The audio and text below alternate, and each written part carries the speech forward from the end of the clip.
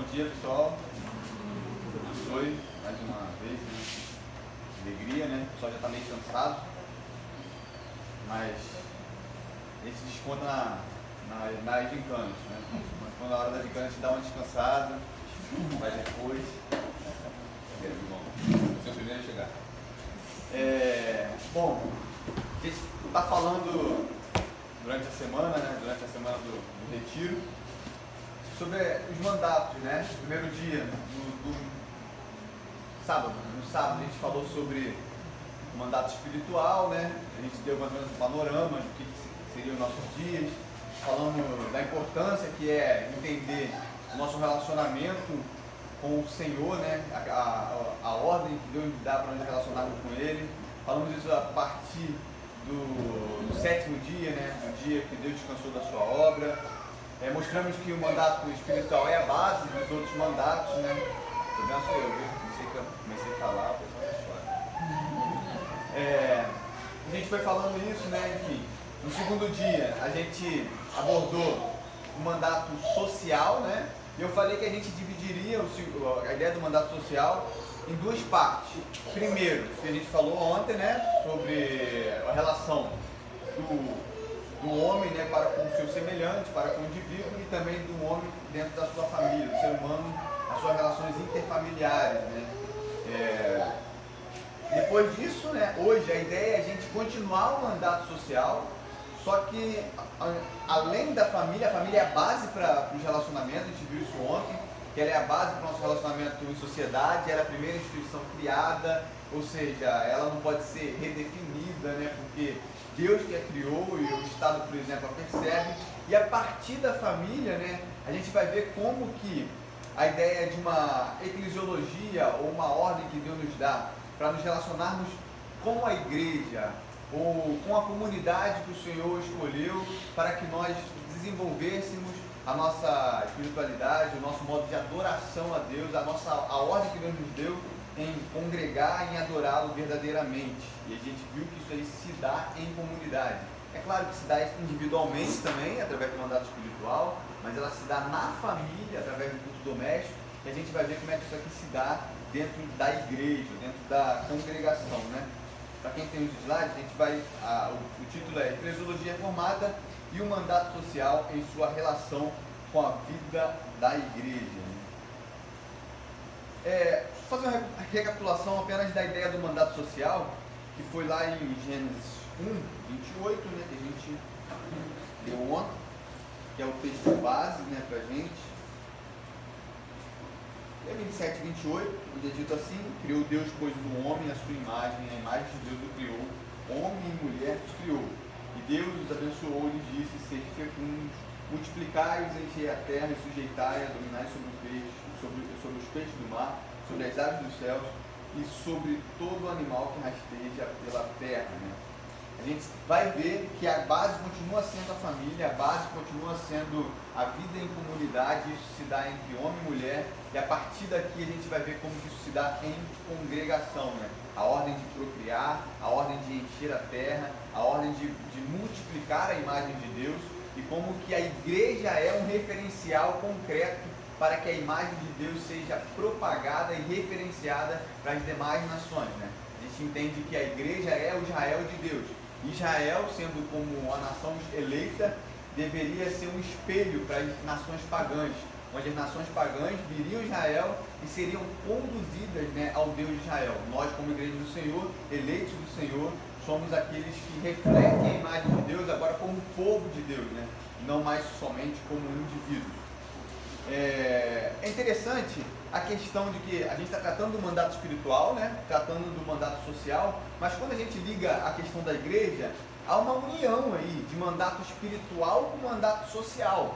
A gente entendeu isso no primeiro dia, que os mandatos eles são interligados, né? Eles não são seccionados, separados.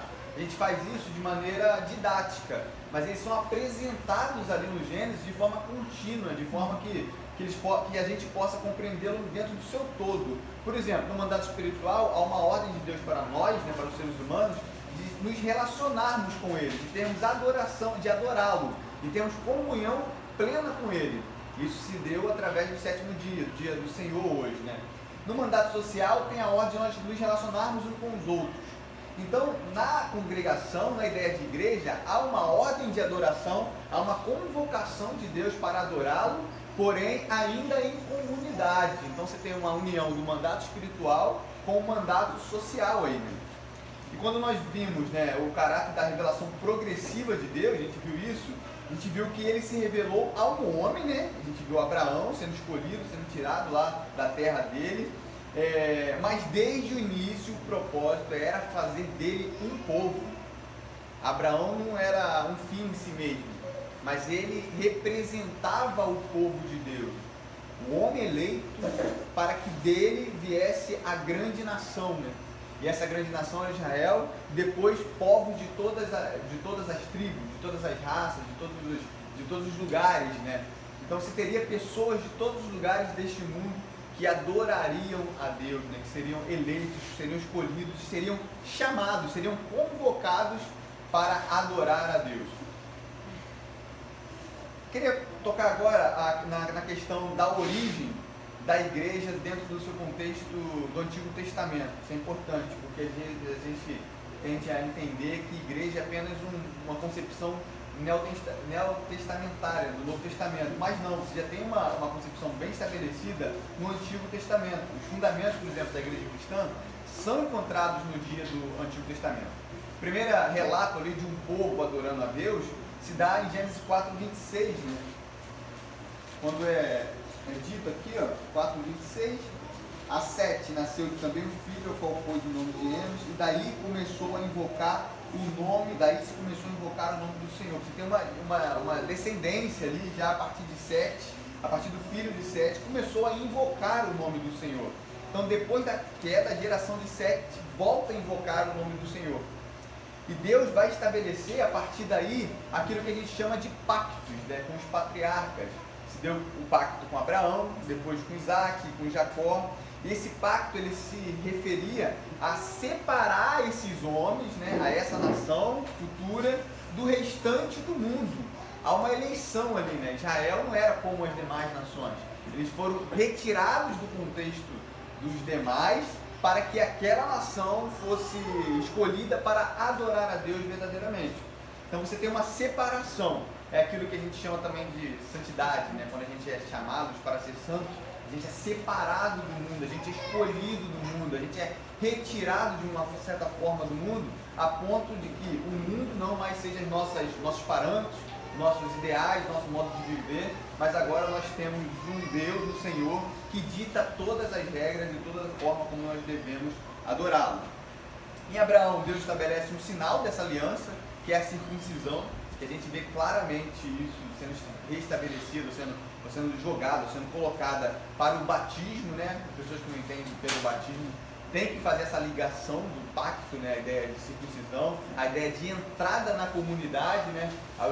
Ao oitavo dia aquela criança era circuncidada, então ela entrava na família de Deus, na família de Israel, no Israel de Deus. E a partir daí, o batismo é a mesma coisa, no sistema, a gente vai ver isso um pouco mais para frente, estou adiantando aqui, que é a entrada daquela criança no seio da igreja, na família da igreja, né? Nos eleitos de Deus, né? Porque a promessa não foi dada somente a Abraão, mas foi dada a Abraão e a sua descendência. Deus liberta o povo hebreu, isso no Egito, firmando uma aliança com eles através de Moisés, né? O libertador, o tipo ali de Cristo, prometendo-os conduzir à terra prometida. Isso é importantíssimo a gente colocar esse ponto da terra prometida, ou seja, do descanso de Deus, do Shabá, né? da Canaã celestial, né? Onde Deus seria adorado e eles encontrariam descanso. O motivo para o qual Deus tirou o povo hebreu foi para adorá-lo. Foi para adorá-lo. Esse é o ponto fundamental ali da libertação do povo hebreu no Egito. Não foi para outro motivo, senão para que ele fosse adorado. Contexto pós-exílio, né? Já fazendo um salto gigantesco aqui da história de Israel, a gente vai ver que no judaísmo, chamado de segundo templo, né? O judaísmo moderno, há uma mudança bem frisada ali para os contextos de comunidades religiosas, as chamadas sinagogas, as atividades rabínicas, né? E aí se vai usar um termo em grego muito importante para a gente, que é o sinagogue e o eclesia, que é o que vai dar origem à ideia de igreja. Nessas comunidades, nessas sinagogas, né, a Torá era lida e interpretada, né? Isso foi muito estabelecido ali no tempo de Esdras, né, na reconstrução do templo, quando há essa interpretação da lei, há essa exposição da lei, né, ali no tempo de Esdras, na reconstrução do templo. As sinagogas, né, nas sinagogas o foco era a oração e a pregação, e seria a oração e a pregação seria um grande referencial para as comunidades cristãs. Esse ponto aqui também é importante, porque quando a gente entende igreja, pode me falar depois da hora, tá? Essa coisa. Quando a gente entende igreja, normalmente a gente fala assim, mas a nossa liturgia, parece que houve uma ruptura total, né? Da congregação ali de Israel, da sinagoga com a igreja. Não, agora a gente faz tudo diferente, mudou tudo, acabou tudo, agora a gente faz dessa forma. Não, tem um aspecto de continuidade ali entre o culto da sinagoga e o culto da igreja primitiva, por exemplo, quando o foco era oração e pregação. Com o passar do tempo, os judeus passaram a distinguir o termo sinagogue, né, que eles referenciavam muito mais para aqueles que eram chamados para a salvação, os eleitos de Deus, né, de eclesia, que era apenas um ajuntamento. Já no período patrício, no período da era cristã, no começo ali dos primeiros séculos, o termo sinagogue é substituído por eclesia.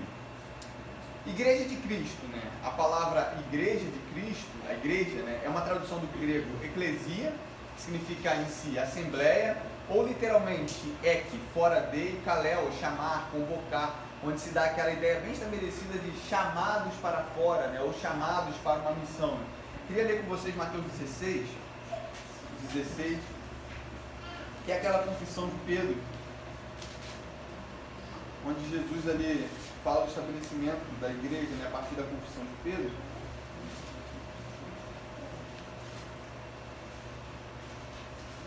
O contexto aqui é que Jesus pergunta, né, aos discípulos quem eles achavam que ele era, né? Eles falam ali antes que uns diziam que o Senhor é Elias, João Batista, Jeremias, alguns profetas.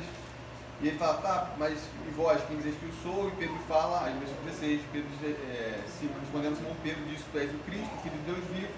Então Jesus lhe afirmou, bem-aventurado és tu, Simão Bar-Jonas, porque não foi carne e sangue que o revelaram, mas meu Pai que está nos céus. Também eu te digo que tu és Pedro, e sobre esta pedra edificarei a minha igreja, e as portas do inferno não prevalecerão contra ela.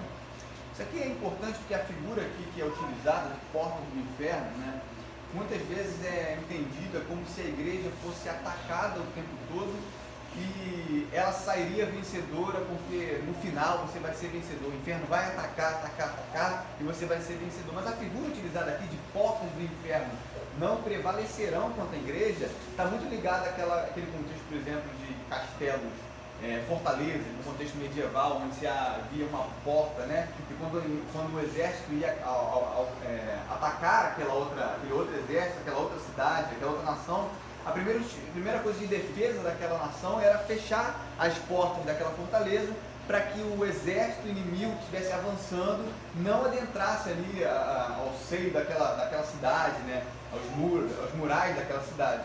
O que isso significa? Quando Jesus coloca que as portas do inferno não prevalecerão contra a igreja, significa que a igreja vai atacar ali o mundo inimigo, né? Vai atacar o inferno, porém o inferno não sairá vencedor. Isso está muito mais alinhado com o contexto de eclesia, de chamados para uma missão. E qual missão é essa?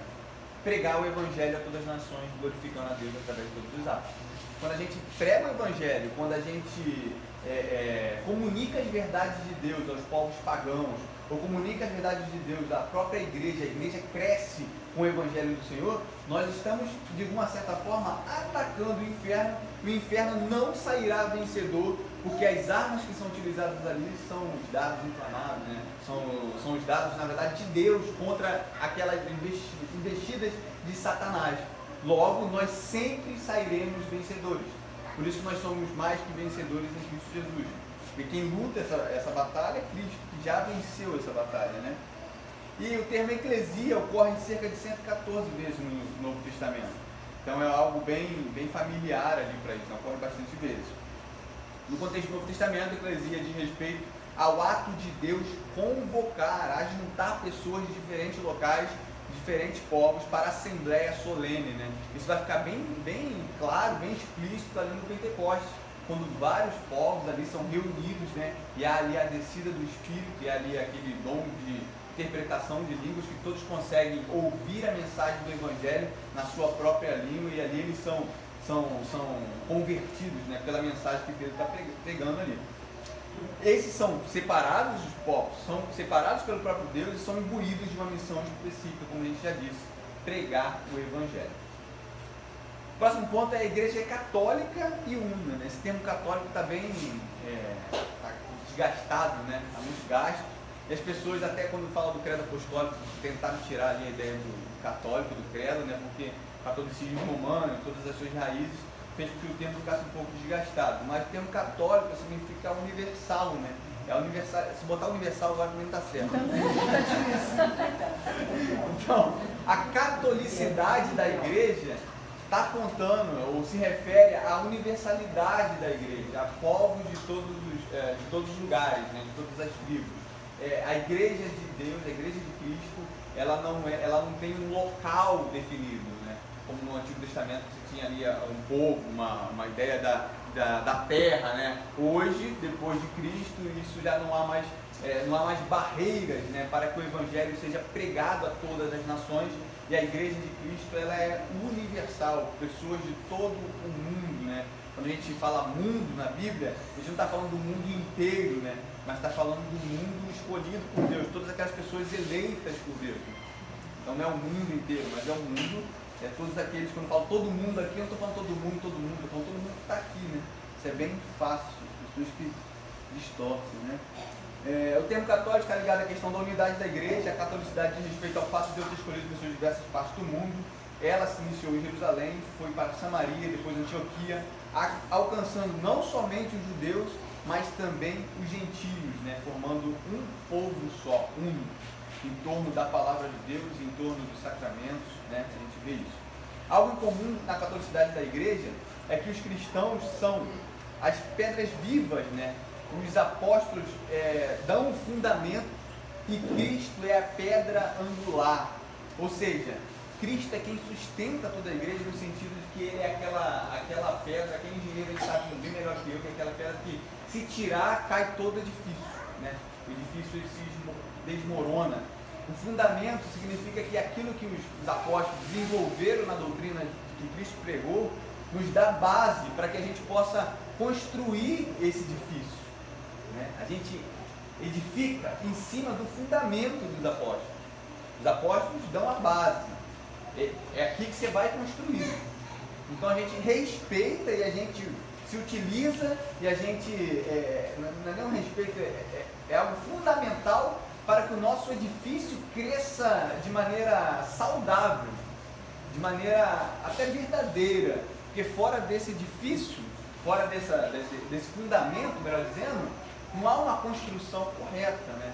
Para quem mais uma vez aí trabalha com construção civil sabe que eu preciso ter um bom fundamento, uma boa solidez ali, cavar sapatas, ter uma boa estrutura, né, para que esse prédio seja edificado. Quando você vai querer levantar um andar na sua casa, a primeira coisa que você faz é consultar um engenheiro para saber se aquele fundamento sustenta isso, né?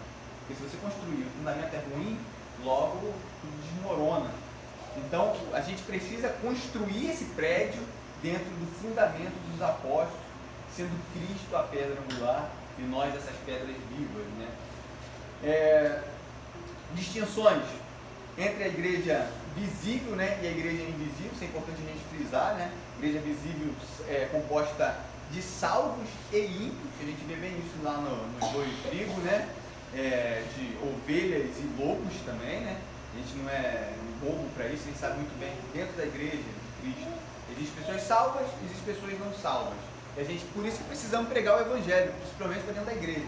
para que as pessoas não salvas também sejam salvas, para que as pessoas salvas sejam nutridas pelo Evangelho, cresçam diante do Evangelho, de acordo com o Evangelho. E a igreja invisível são os salvos de todas as eras, né? Aqueles que foram salvos, aqueles que serão salvos, aqueles que já são salvos, ou seja, independente de denominação, né? Claro que os presbiterianos também o pessoal da PPA tem um favorecimento, mas é interdenominacional, né? É aqueles que creem em Cristo como Senhor Jesus. Na igreja de Cristo, como eu falei, há lobos de ovelha e de olho de trigo. Todos os eleitos fazem parte do mesmo corpo do Senhor. Queria pontuar agora a questão muito importante, que é a ideia de marcas de uma igreja verdadeira, né? Eu vou falar de marcas de uma igreja verdadeira e vou falar de marcas de uma igreja saudável, uma coisa distinta. A gente ainda está comentando isso, né? E marca de uma igreja reformada. Isso aqui caracteriza uma igreja reformada, mas não necessariamente significa que aquela igreja que não tem essa marca de uma igreja reformada seja uma igreja não cristã.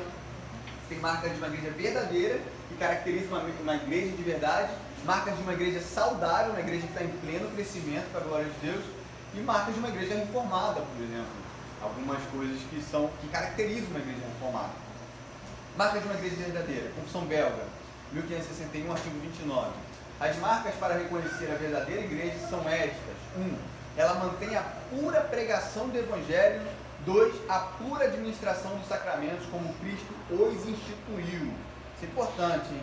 Não é só administrar os sacramentos como eu acho que tem que administrar. É administrar os sacramentos como Cristo instituiu, né? Quando a gente viu aquele debate ali, se podia ser online, até batismo por Skype, né?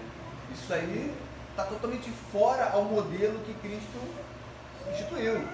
A ceia, por exemplo, é bem clara que é um reunir em torno da mesa. Não tem como eu reunir na mesa virtualmente, né? Isso aí é impossível. Não tem como eu batizar uma pessoa por Skype. A pessoa se batiza lá e passa assim, o cara faz... Vocês viram o vídeo, né? Não tem cabimento, né?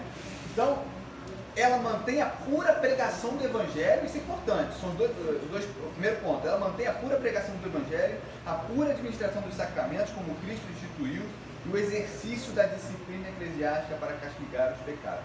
Queria só frisar a questão da pregação pura do Evangelho, porque às vezes isso aqui dá um pouco de confusão, porque eu entendo, e eu acho que muita gente vai entender dessa forma, que as doutrinas da graça estão bem ligadas à questão de uma pregação de um evangelho genuíno.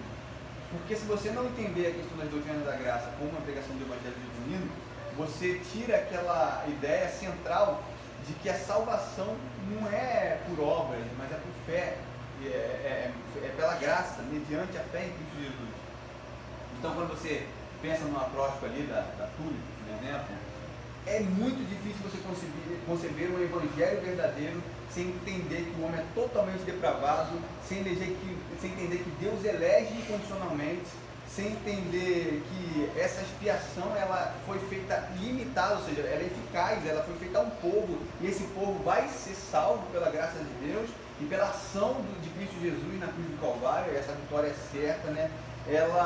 A graça, por exemplo, quando vem até nós, ela é irresistível, né? E a perseverança, e com isso nós podemos perseverar na fé. Isso aí acaba sendo desdobramentos de uma pregação verdadeira do Evangelho. Eu sei que tem como pregar o Evangelho. Eu não estou falando aqui, mas o arminiano não é salvo, não é isso o ponto que eu estou dizendo. Eu estou falando que tem uma linha muito tênue ali que separa um arminiano verdadeiro, né, de alguém que não prega um Evangelho verdadeiro. Então é algo que a gente tem que realmente cuidar ali para entender, olha, será que você está acreditando realmente? Porque realmente arminiano verdadeiro eu vejo raramente, assim, muito raro, alguém que entenda ali a ideia de Armínio, a ideia ali que não fira a ideia da salvação, né? A ideia de você conquistar a salvação. Isso é muito difícil, normalmente cai num semi-pelagianismo, que aí já é heresia. Ficou claro até aqui? Quando toco nesses pontos, eu começo a dar uma... Pode ser que... Bom, marcas de uma igreja de Cristo. Marcas para uma igreja saudável, né? Tirei aqui, é claro, do Cérebro Livre, 9 marcas, célebre livro, 9 marcas de uma igreja saudável, do Marco Dever, que é um livro muito bom. Ele fala da pregação expositiva, e a pregação expositiva não é só uma marca, isso é importante. Ela é a principal marca, a marca mais importante para a igreja ser desenvolvida corretamente. Porque se não há uma pregação expositiva na igreja, todas as outras áreas da igreja vão sofrer. Michael, eu posso escolher, né? Eu sou pregador, eu vou pregar expositivo, eu posso pregar textual, temático. Não pode escolher. Não pode escolher porque a pregação expositiva é a única que verdadeiramente a palavra vai ser pregada. Logo, se Cristo, né, através de Paulo agora, né, fala para Timóteo, pregue a palavra, nós precisamos pregar a palavra. Quando eu prego, por exemplo, claro, estou falando de uma dieta, né, da igreja. Hora ou outra eu posso pegar temático, hora ou outra eu posso pegar textual. Mas como é aquilo, eu não como cachorro quente todo dia, eu não como biscoito traquinas todo dia, né? Eu não como coisas, hambúrguer todo dia. Mas a minha dieta, aquilo que eu como todo dia, tem que ser saudável. A pregação expositiva, por exemplo, é a única que me possibilita pregar, não aquilo que eu quero, mas pregar aquilo que a palavra quer, né? Eu começo a fazer uma exposição de João 1, aí eu faço 2, 3, 4, ou seja, eu estou pregando aquilo que a Bíblia está falando, e não entendendo aquilo que eu desejo pregar, eu posso, aquele velho jargão, né? Já tem a mensagem aqui, a igreja está precisando falar isso. Só precisa arrumar um texto agora para poder embasar tudo isso que eu já tenho, né?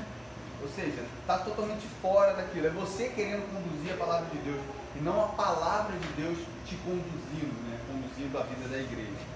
Essa é a marca mais importante, porque a partir da pregação expositiva, os nossos relacionamentos serão saudáveis, o nosso modo de enxergar a família será saudável, o nosso modo de congregar vai ser saudável, o nosso modo de entender o domínio do Senhor vai ser saudável. Agora, se não tem pregação expositiva, todas as marcas são derrubadas em um atacado só. Ele fala da questão do evangelho, né, que é importantíssimo, e eu falei aqui que o evangelho não é somente para quem não é crente, mas o evangelho ele nutre a igreja, né? E todas as vezes que nós abrirmos a palavra de Deus, quer seja em Gênesis, quer seja em Apocalipse, nós precisamos falar do evangelho do Senhor. É apontar para Cristo em todos os momentos. Cristo é o centro das Escrituras, né? É o entendimento bíblico de conversão, aí passa por todos os outros pontos, né? É entender realmente o que é conversão, o que é a transformação de mente, a transformação, o retirar do coração de pedra e colocar do coração de carne, né? Essa cirurgia que é feita pelo Senhor, né? Feita por Ele somente, coisa que nós não temos participação alguma.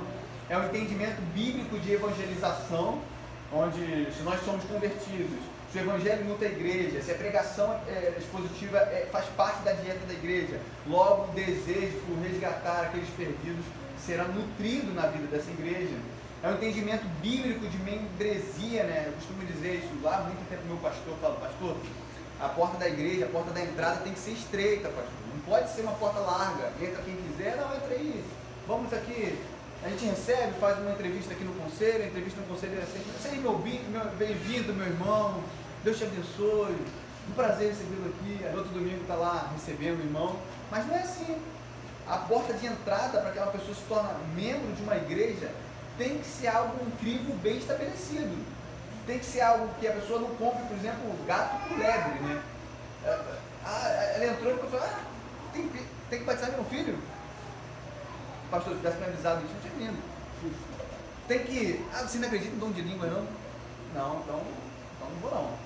Mas tem que guardar domingo? Domingo? Como assim? Eu não posso fazer... Eu tenho que vir para a igreja todo domingo? Tem que dar dízimo? Não, mas calma aí, né? Calma aí, doutor. Ou seja, a porta de entrada da igreja tem que ser uma porta estreita, né?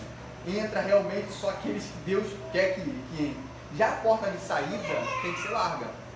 Se a pessoa fala que realmente não tem esse desejo de congregar, enfim, ou por N motivos, que ela vá para outra igreja, que ela procure uma igreja que se adeque ao pensamento dela, enfim, né?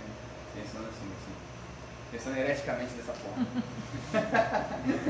Um entendimento correto de disciplina bíblica, né? Isso é importante, porque esse contexto de disciplina está muito esquecido, né, nos nossos dias.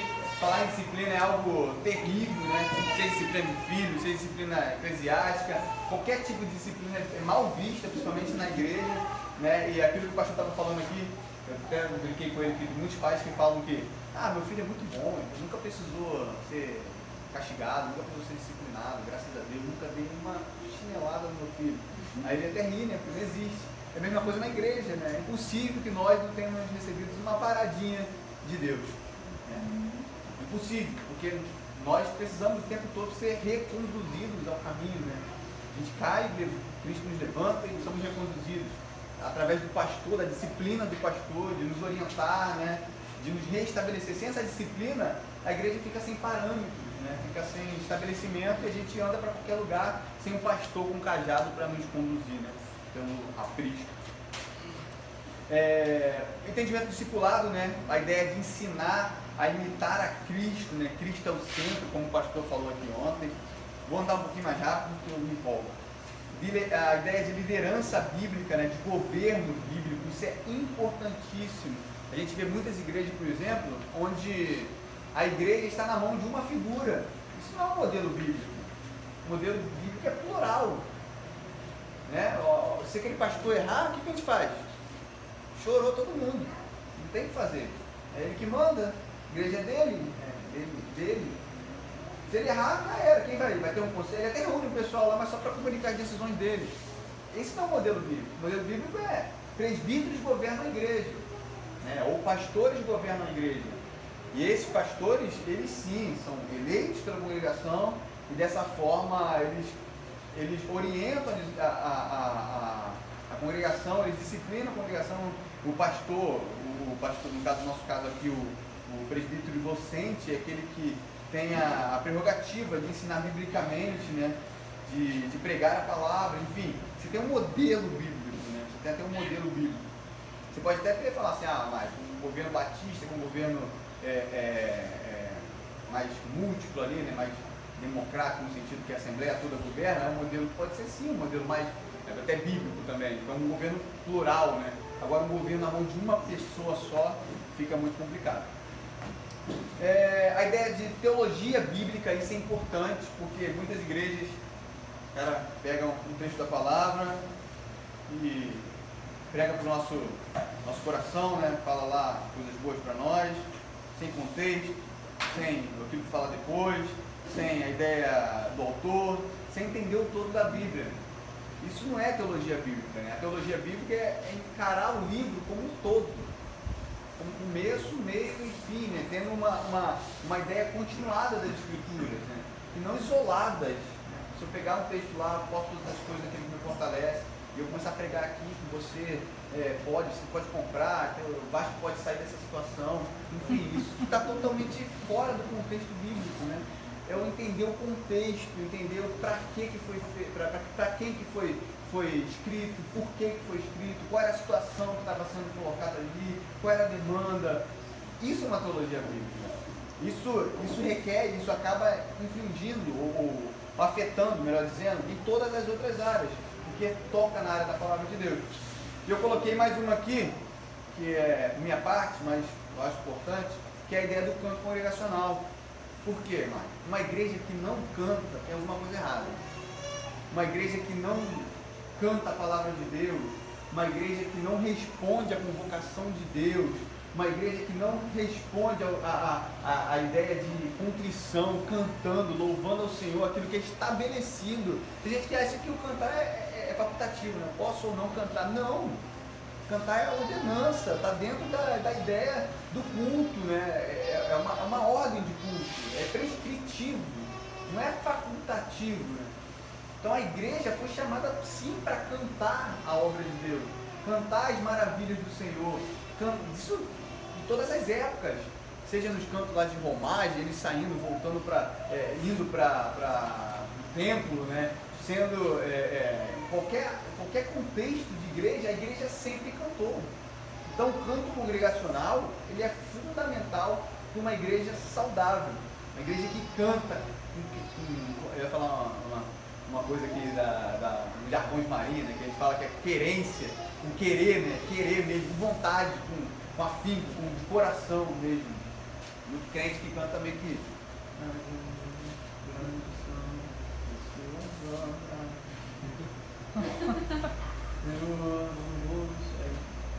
Não é resposta, né? Isso não é culto a Deus. Isso é qualquer outra coisa. Bom, agora eu vou tocar numa ideia muito interessante aqui, de eclesiologia, que é o poder espiritual da igreja, né? A igreja reformada afirma que o poder espiritual da igreja está precisamente no exercício do ministério da palavra, dos sacramentos e da disciplina, sendo identificados esses três tipos de poder. Primeiro, o poder de ensino, que é o ofício profético. Isso aqui está estabelecido bem nos três ofícios de Cristo, né? Então, o poder de ensino é o ofício profético, o poder de governar, o poder real, né? E o poder da misericórdia, que é o ofício sacerdotal. Então, você tem esses três ofícios de Cristo, e Cristo governa por meio também da igreja, né? E a igreja estabelece esses três poderes, né? Três poderes espirituais, que é o poder de ensino, o poder de governar e o poder da misericórdia. Vai falar um pouquinho de cada um deles. O poder,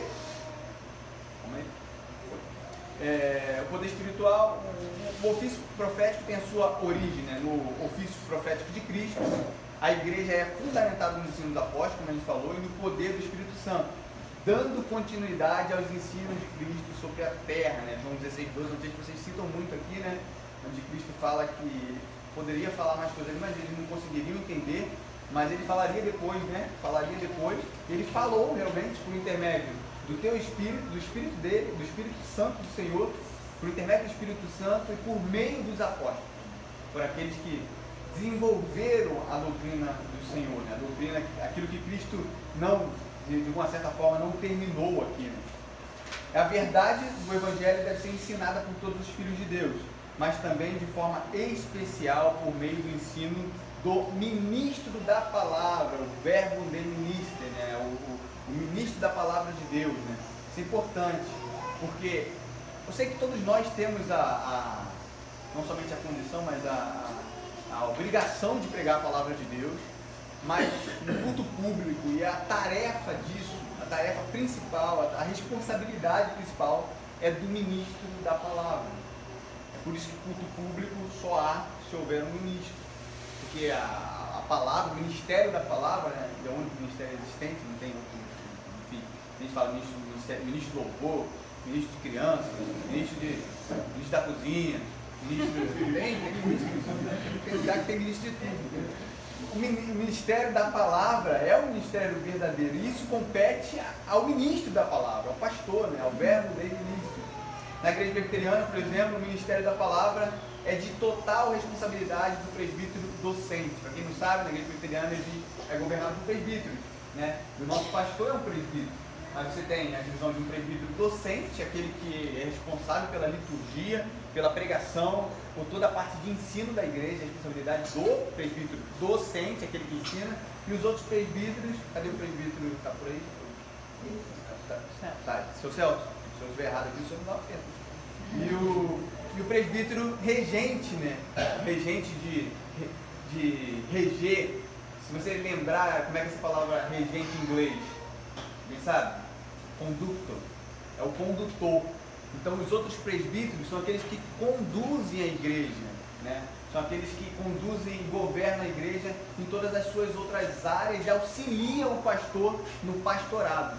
Isso é importante, porque tem muito presbítero que acha que é só ficar lá na reunião do conselho, de boa, né? Servir a ceia, né? Servir a ceia. Eu estou aí no dia da ceia. Mas não, tarefa do presbítero é pastorear, juntamente com o pastor, o presbítero docente. A única tarefa peculiar e também indelegável, né? Que não delega para ninguém, é o ensino da palavra, né? É o ensino da palavra. As outras questões tem que ser dividida com os outros presbíteros. Imagina ficar tudo na mão do pastor, do presbítero docente. Ele tem que fazer tudo. E o sistema presbiteriano ainda, a meu ver, ainda tem alguns problemas, porque todas as áreas de administração, só o pastor, o docente que resolve, né? Só o presidente do conselho que resolve. Então, pô, alguma coisa, o próprio, eu não sei muito bem, mas ele tem que ir lá resolver, tá no nome dele, enfim, algumas coisas dele. Civilmente, né? Isso aí poderia muito bem ficar na mão dos presbíteros regentes, já que eles são regentes, conduz, o pastor ficava ali só para pregar a palavra, estudando. Imagina para preparar um sermão, quanto demora. Mas enfim, isso aqui é só uma... Claro. A igreja reformada presbiteriana lá de Brancar, o pastor não faz nada nesse aspecto. Porque na mão do diabo, Deus tem instrumento para a igreja até civilmente. Senão, o estatuto deles é diferente. Isso aonde? Igreja reformada presbiteriana, de Maricá. Tá. Eu pastor lá, não quero nem saber, não. Você resolve aí. Você fala. João, que o nosso encaneiro. Outro comentário também é que Pode falar mais a alto. função também dos presbíteros regentes pastorearem o pastor. Sim. Sim, né? Porque senão ele fica sozinho, né? Fica solitário e eles não, os presbíteros, os outros presbíteros não cuidam, né? O pastoreio ele resolve outros assuntos da igreja até pastorear de certa forma. Se ele resolver, por exemplo, um problema qualquer problema da igreja, se ele resolver, está resolvido. Se ele já vai adiante. Como o pastor naturalmente já está resolvido. Se ele já alivia o Fardo, né? Exatamente. Tem uma frase aqui do Bavinck, que é uma frase, um textozinho pequeno que eu vou ler para vocês, na Dogmática Reformada dele, no volume 4, onde ele fala assim: Cristo está ativo no ensino por meio dos pais, em casa por meio do professor, nas escolas por meio do presbítero, no momento da... Cristo está ativo no ensino por meio dos pais, em casa por meio do professor, nas escolas, por meio do presbítero no momento da visita domiciliar e por meio de todos os crentes em seus contatos mútuos e em suas associações uns com os outros. No entanto, Cristo faz isso particularmente, de modo distinto, oficialmente, com mandato, nas reuniões públicas do povo de Deus, por meio do ministro da palavra. Esse ensino, porém, não deve ser entendido em um sentido puramente intelectualista. Ele é melhor explicado no sentido de que os ministros, completa e sinceramente, apresentarão a palavra do Senhor a seu povo e aplicarão, tanto em geral quanto no contexto particular, para benefício dos que a ouvem, né? Esses fazem isso ensinando-os, admoestando-os, confortando-os e repreendendo-os de acordo com a necessidade de cada um, proclamando a conversão de Deus e a reconciliação com Ele por meio da fé em Cristo Jesus, e refutando pela Escritura todos os erros e heresias que militam contra a pura doutrina. Perfeito, né? Ou seja, isso aqui, se cumprir isso aqui, a gente está muito bem, né? Tem muito pastor que fala, não, isso aí é demais, não, eu não acredito que trindade, tudo bem, não tem importância, né? Você vê as pessoas sendo disciplinadas na igreja por questões morais, mas não são disciplinadas por questões teológicas, né? Porém, a teologia é o que dita a nossa moral. Se a gente relaxa na teologia, a nossa moral vai junto, né? Não tem como eu ser um moralista sem teologia, né? Senão eu vou virar um farisaico, talvez, né? Mas isso não vai sustentar, em algum ponto eu vou errar. Aí a gente vê a importância dos nossos filhos estarem no lugar onde a exposição é feita por um ministro do Evangelho, né? Exatamente. E aí a gente pega, no único momento que a gente tem disso, a gente pega e bota as crianças contando esses desenhos de historinha. Exatamente. Tira do Tá contexto. privando, né? Privando, ou como se eles fossem incapazes, né? Aquilo que você falou, a gente estava falando também. Claro. tirando as crianças do convívio do culto. Do culto, do ministro ordenado pregando a palavra, né? As igrejas costumam, costuma tirar. Que tira do culto, do momento do culto, onde você tem um ministro da palavra, pregando a palavra de Deus, da convocação solene do povo de Deus, para que o povo se reúna, né? E a gente batiza a criança, fala que ela é povo de Deus, mas tira ela do meio do povo de Deus. Contraditório, né? No mínimo. Vou passar aqui daqui a pouco, o Reverendo Aurélio está ali que eu vou no relógio. No final eu vou falar que o pessoal falou muito. O pessoal falou muito, passou ali. Como a Igreja de Cristo cumpre com a ordem do ensino e da transmissão do Evangelho, né? Como que a Igreja de Cristo cumpre com a ordem de ensino e da transmissão do Evangelho? Primeiro, fortalecendo o treinamento de seus futuros ministros, sendo cuidadosos e criteriosos na supervisão desse treinamento. Futuros ministros são os seminaristas, né? Aqueles que foram, que a igreja viu uma vocação, né?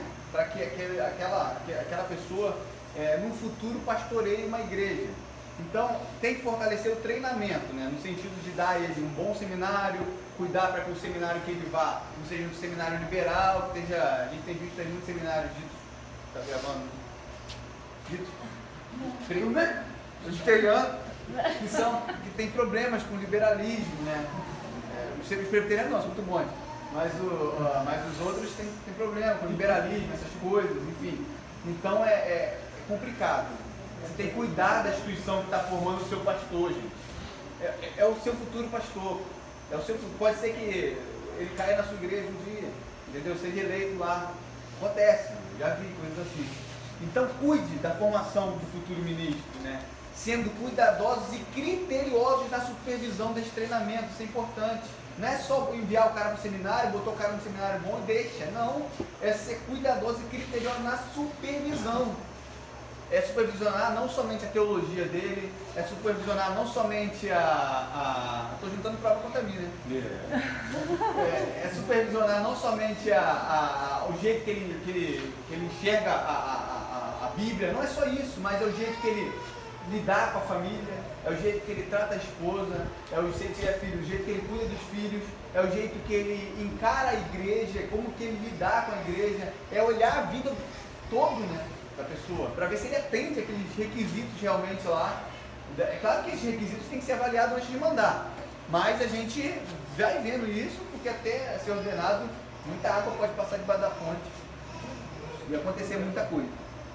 Ministrando, como pode fazer isso? Ministrando fielmente a palavra de Deus de acordo com a necessidade de cada membro, sendo estes novos ou na fé ou não, ou seja, é aplicando a palavra de Deus ao contexto de cada indivíduo, de cada situação. É interessante porque a igreja comuna, né? Ela é reunida em vários contextos. Um cara rico, tipo João, cheio de dinheiro, e outro pobre, tipo eu. Então você tem uma pessoa totalmente diferente aqui, pessoas distintas. Tem pessoas, enfim, de diversas formas, flamenguistas, vascaínos, pessoas que gostam de música gospel, outra que gosta de música secular. Você tem pessoas de diversas mentalidades, engenheiros, músicos, você tem tudo tipo de coisa. Isso é juntado, né, pelo poder do Espírito Santo de Deus. Imagina se não fosse o Espírito Santo de Deus. Você acha que nós estaríamos aqui no carnaval, todo mundo junto, sem máscara, sem nada? Tá gravando. Você acha que a gente estaria aqui se não fosse o Espírito Santo? Negacionista. Negacionista, pessoal negacionista, ele estaria. É por causa do Espírito Santo de Deus, gente. Pode ter certeza disso. Defendendo as escrituras de oposição falaciosa, interpretando a palavra de Deus como regra de fé e prática. Você estava falando ontem lá, né? Esse cara é muito bom, vou roubar ele, o pastor para cima dele. Ele estava falando sobre que a função ali do pastor no contexto, né? Não vou citar aqui, mas no contexto lá seria chamar a pessoa e falar assim, olha só, acho que você está crendo, está errado. Está fora das escrituras, isso é heresia, a Bíblia fala isso, mas não, normalmente o cara vai lá, dá um gelo no cara, não deixa ele fazer aquilo, não deixa ele fazer outro, não está nem aí para ele, quiser sair, sai mesmo, mas não tenta pastorear ali, defendendo a fé, né, defendendo a palavra de Deus como única regra de fé e de prática. E um ponto importante, como que a igreja cumpre a ordem de ensino, transmissão do Evangelho, é confessando a verdade de Deus através das suas confissões. Então, uma igreja confessional não é algo bobo, não, gente. É algo fundamental. É a verdade de Deus sendo estabelecida, né, através da história de credos, né, através das confissões, ensinando ali através de catequese, nos nossos catecismos, né? Isso é fundamental, você ter uma igreja confessional. Porque uma igreja confessional você tem um parâmetro. Você pode falar assim, pastor, acho que não está de acordo com a confissão não, hein? Olha o que o senhor está falando, a confissão está falando aqui outra coisa. Por isso tem igreja que nem ensina a confissão, né? Para não ter esse problema. Senão vai ter problema. É melhor não ensinar, senão você vai descobrir cada coisa. Mas enfim, uma igreja confessional é fundamental nesse contexto de você cumprir com a ordem de ensino, de transmissão do Evangelho, né? A gente não é solitário, gente. O cristianismo não começou quando eu nasci, em 1990, 19 de abril. Não foi nesse dia. Não foi nesse dia que começou o cristianismo. Eu não sou sozinho no mundo, né? Eu não sou o centro do mundo. a gente tem uma história, né? A gente tem um povo já, a igreja invisível, de toda a igreja que foi, a igreja eleita, que foi salva, né? Você tem esse legado todo, você tem essa história toda, isso tem que ser estudado, respeitado e construído em cima disso, né? Não posso descuidar de tudo e passar por cima de tudo que já foi feito. Poder espiritual do governo, né? De governo, a ideia agora é de disciplina. A gente falou sobre o ensino, né? Agora vamos falar de disciplina, da ideia de disciplina. O governo de Cristo na igreja, o governo de Cristo na terra se faz presente através da sua igreja, né? Ou seja, a igreja sendo o meio pelo qual Cristo governa neste mundo.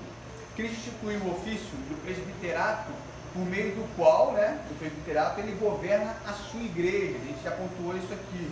Ele governa a igreja através dos presbíteros, né? Os presbíteros devem alimentar, apacentar de forma pessoal e individual cada ovelha do rebanho para garantir que nenhuma das ovelhas de Cristo deixe de receber cuidados pastorais, né? Isso é fundamental. A gente tem visto muitos pastores que não são pastores de ovelhas, né? Como você nem tem.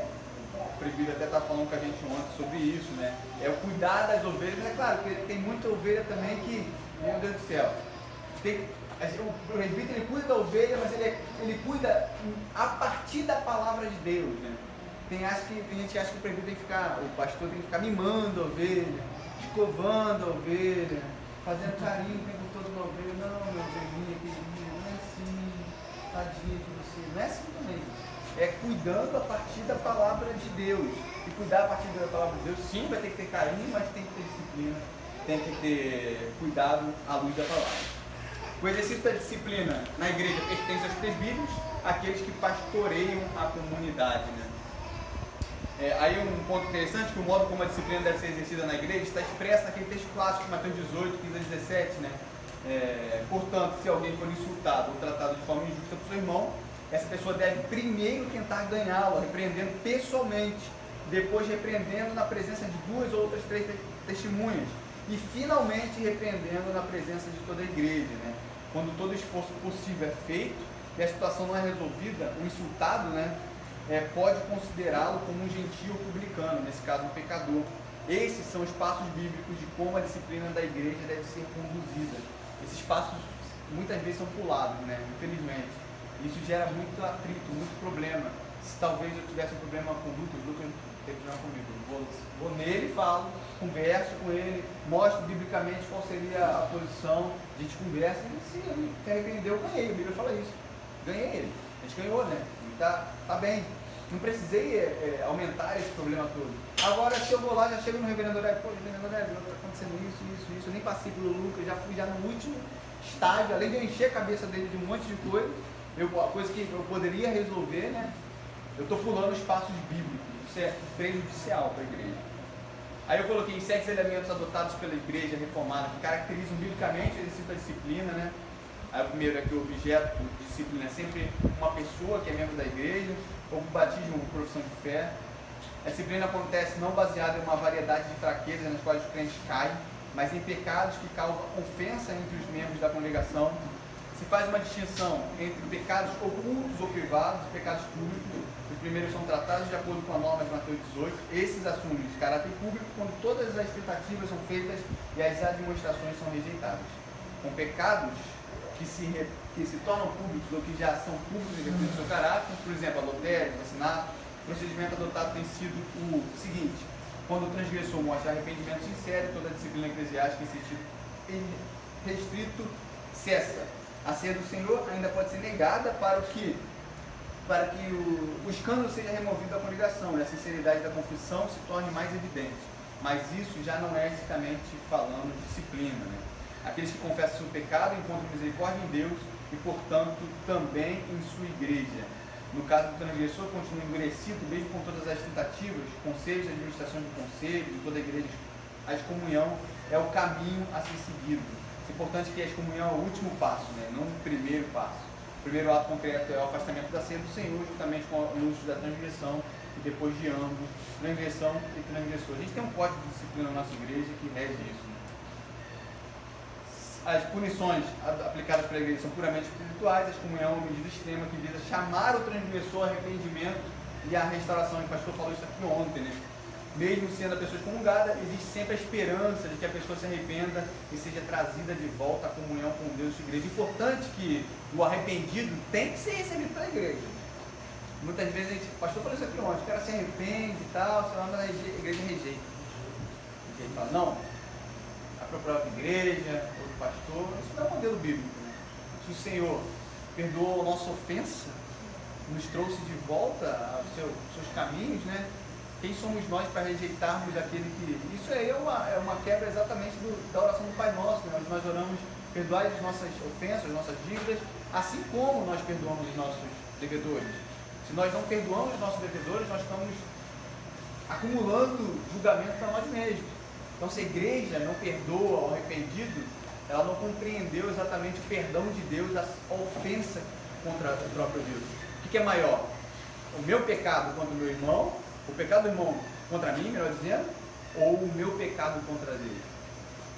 Isso, na realidade, isso talvez seja mais difícil em que as pessoas até não entendem, os próprios pais, né, quando a gente conversou ontem, e o que leva a ira é o fato da pessoa interpretar sempre o pecado contra ela e não contra Deus.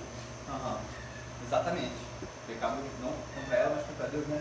Entender que sempre que, por exemplo, os pais em relação aos filhos, você se ira, você fica irritado porque você sente como se ele estivesse pecando contra você. Você não tenta aplicar nele o caráter de Deus. E aí é a mesma coisa dentro da igreja. Se você deixar, você vai ser influenciado por isso. Tem que lembrar que primeiramente o pecado é contra Deus. Exatamente. Perfeito, né? Perfeito. Muito bom, Benedito. Agora eu vou falar do poder da misericórdia, do ofício sacerdotal, né? A gente falou do ofício profético, do ofício real e agora do ofício sacerdotal. Temos o chamado e a incumbência para darmos continuidade não somente à obra de pregar o Evangelho de Cristo, mas de manifestar as riquezas de sua grande misericórdia, né? Importante também o Evangelho de Cristo sendo demonstrado também através das boas obras da igreja, né? Ministério de Misericórdia, isso é interessante, Ministério de Misericórdia, porque muita gente coloca uma ação social, né? Vamos fazer uma ação social. A igreja não é ação social, gente, é poder de misericórdia, tá? O Ministério de Misericórdia da igreja é como referencial à vida e à obra de Cristo, né? Assim como Cristo ensina, governa sua igreja, ele também demonstrou as riquezas de sua misericórdia, se compadecendo daqueles que viviam em grande necessidade, né? Pobres, famintos, doentes e atormentados foram alvos de sua imensa graça e misericórdia. Importante esse ponto de Gálatas 6:10, né? Os domésticos da fé, nossos irmãos em Cristo, têm precedência em relação às demais pessoas.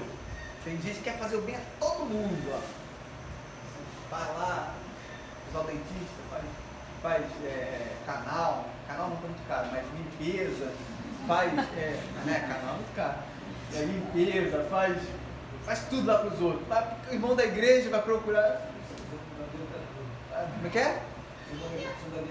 Precisa de dentadura não pode, né? Enfim, o irmão da igreja não ajuda o irmão da fé ali, mas ajuda todo mundo, porque ele quer exercer a boas obras, né? Mas o irmão da igreja, não, esse cara aí, mas gente, principalmente o doméstico da fé, né? Tem um trecho, não lembro onde está, que quem não ajuda a ajudar a família é pior que infiel, né? Pior que infiel.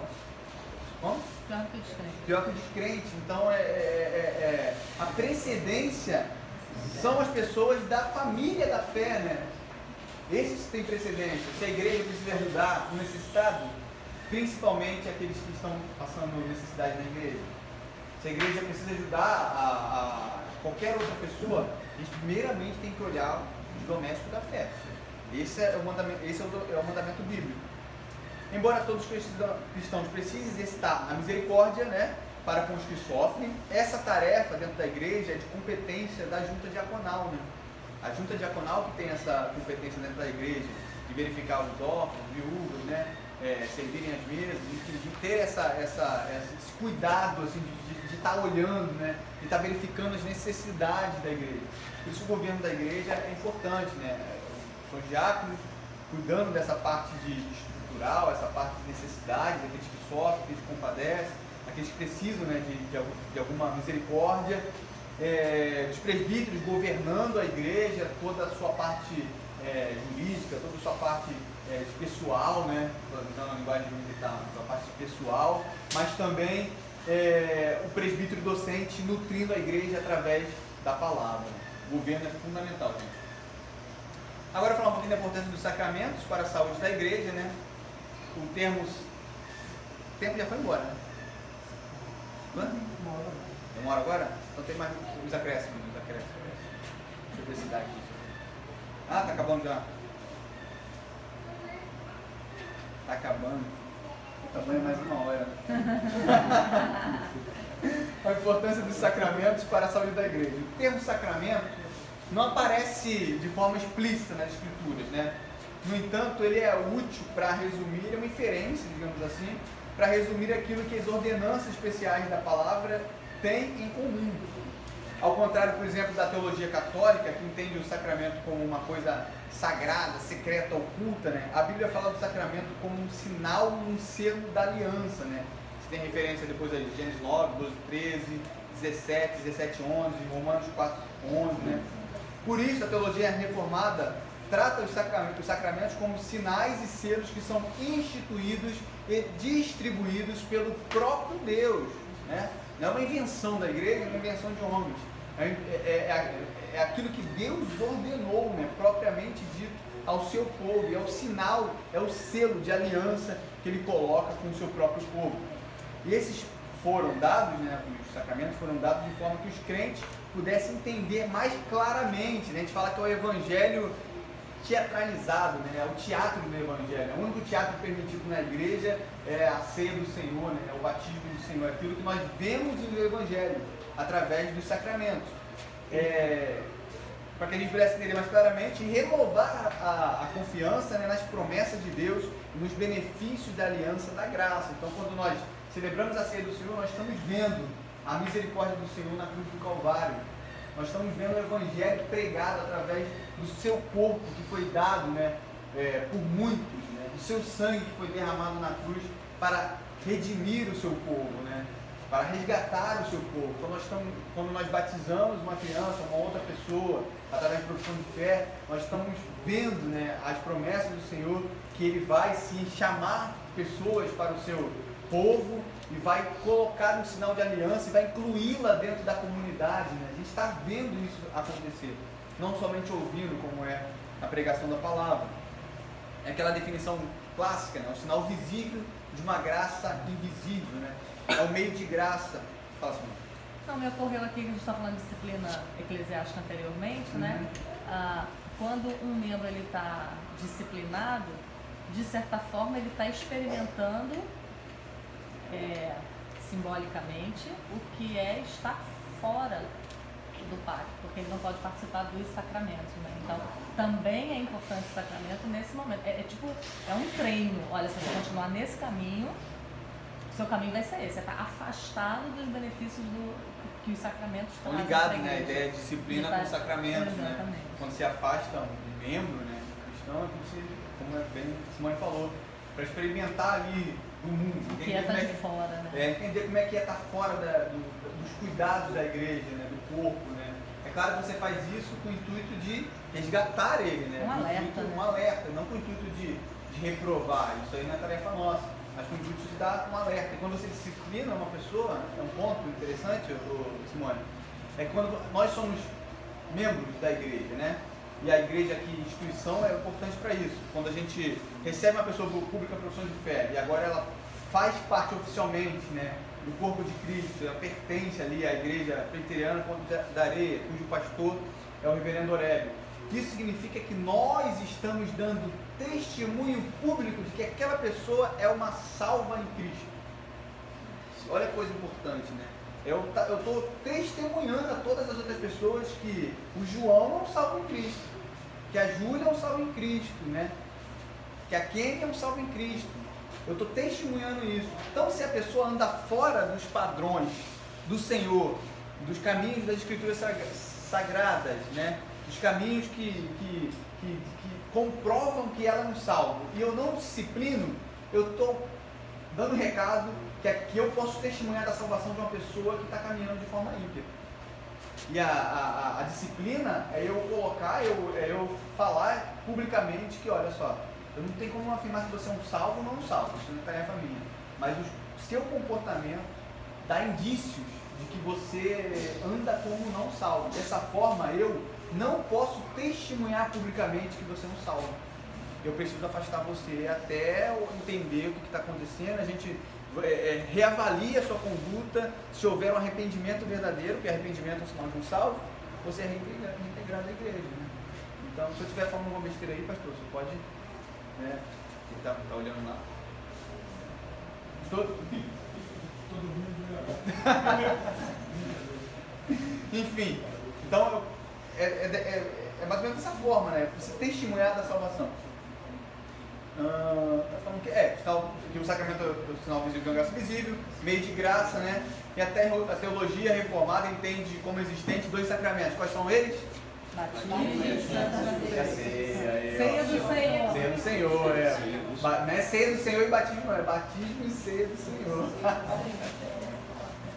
Ou seja, no batismo, a entrada, a iniciação, né? O pessoal de marinha aí sabe que quando o navio é batizado, ele está entrando na frota ali, né, dos navios, né? Você pega lá champanhe e quebra no navio, né? Ou seja, é a entrada formal aí daquele navio na frota, né? Mesma coisa, a gente não vai quebrar champanhe na cabeça de ninguém, mas joga a água na cabeça, é a entrada daquela pessoa na igreja do Senhor, na igreja visível, né?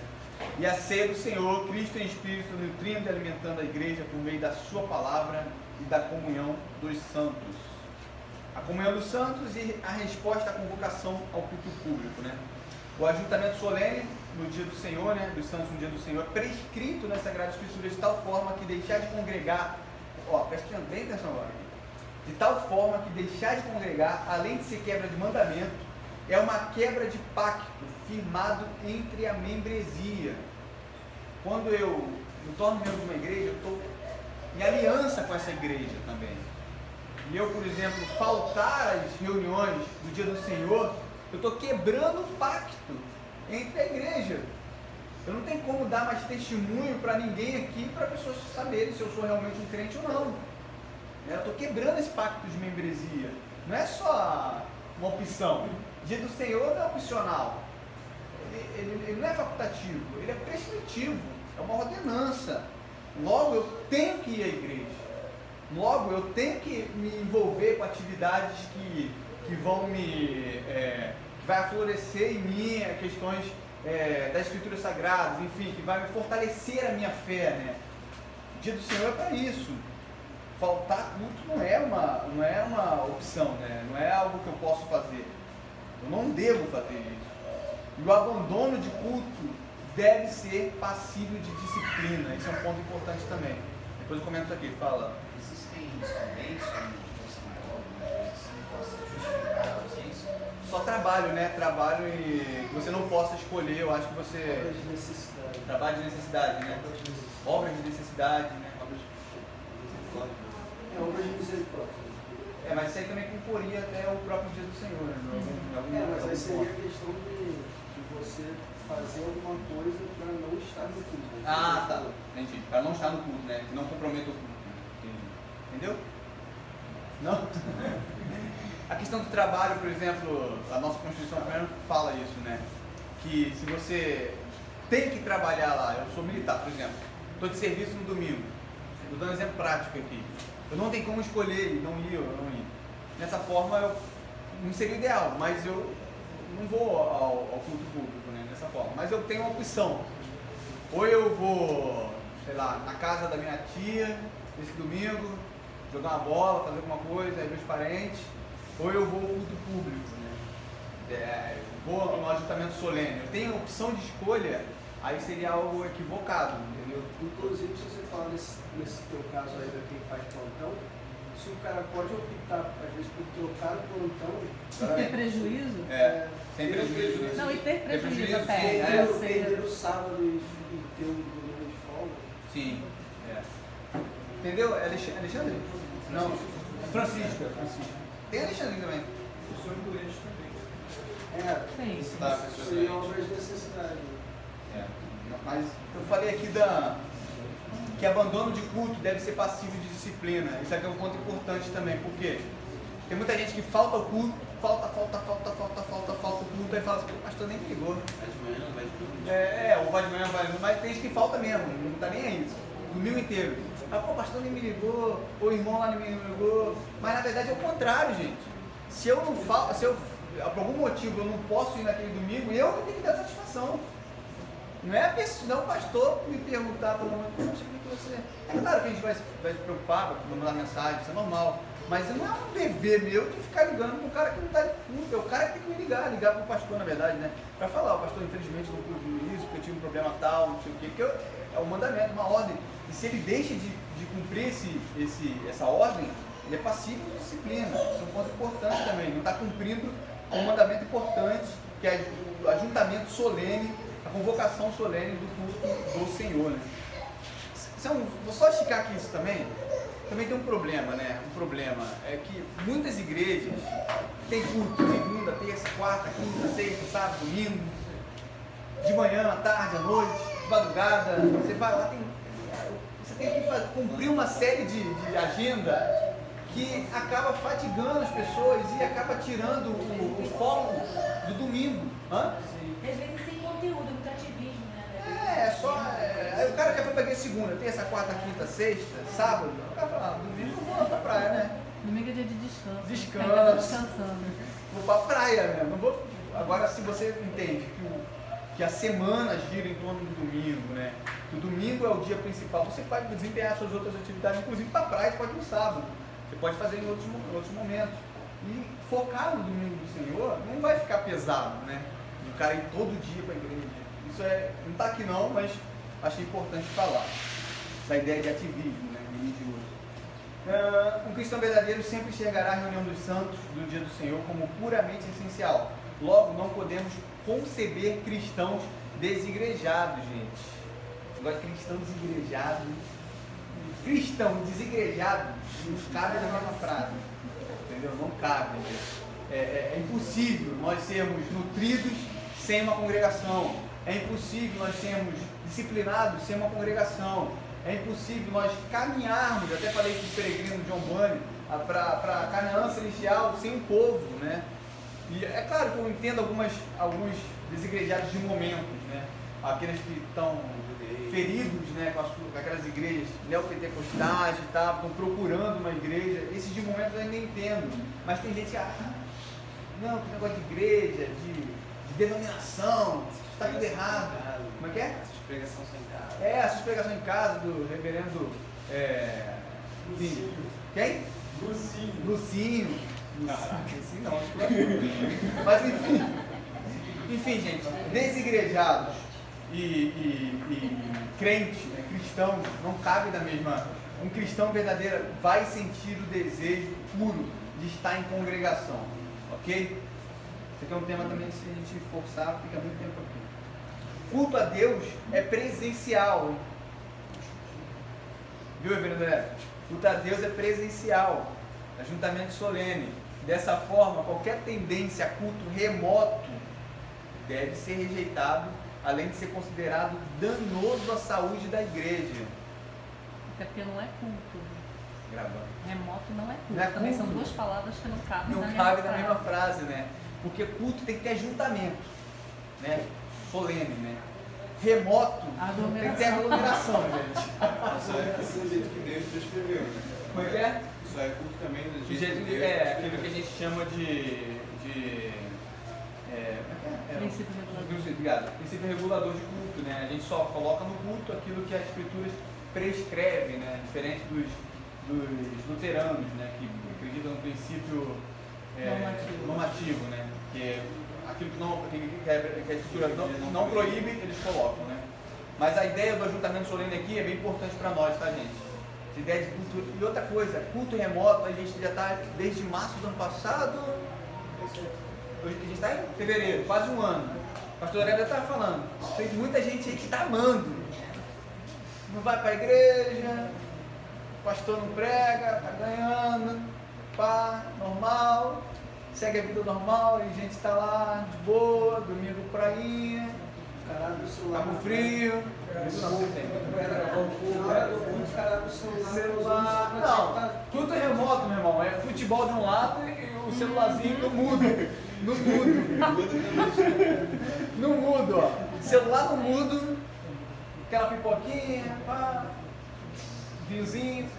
Aí pá, tá ali, de boa, Flamengão jogando, o celular passando, eu tô só cumprindo. Isso aí não tem sentido, isso, muito remoto. Não tem sentido. Não tem sentido a igreja ficar um ano sem se reunir. Ah, Michael, até tá falando aqui outras épocas, Calvino lá, momentos peste negra, várias coisas, os caras iam visitar, os caras iam fazer as coisas, se reuniam, né? Claro, precisa tomar algum cuidado que tome, claro que tem que tomar. Os apóstolos de perseguição. Os apóstolos com perseguição. Exatamente, com perseguição. Não, mas o coronavírus mata mais que a perseguição dos apóstolos lá na época da igreja. Então, gente, o culto, não somente, não existe culto remoto, como culto presencial. É estranho falar culto presencial. O culto presencial tem que ser valorizado e cultivado por nós, sabe? Dado a devida importância. Fora disso, a gente vai ver, cara. Eu acho que a gente vai ver isso nas próximas gerações, nos próximos tempos, aí, próximos 2 anos, o quanto a gente vai colher de malefícios para a igreja nesse período aí que a gente passou de culto à distância. É uma opinião minha, mas eu acho que já estamos colhendo, né?